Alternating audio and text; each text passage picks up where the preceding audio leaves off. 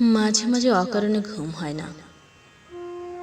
অকারণে বললে ভুল হবে, একটা কারণ তো ঠিকই থাকে, কিন্তু সেটা বলার মতো হয় না।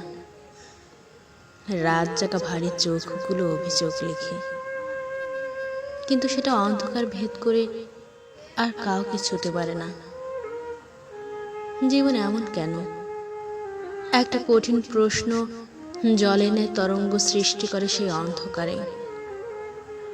সেই তরঙ্গে ভাসতে থাকে বুকের সমস্ত আবেগ।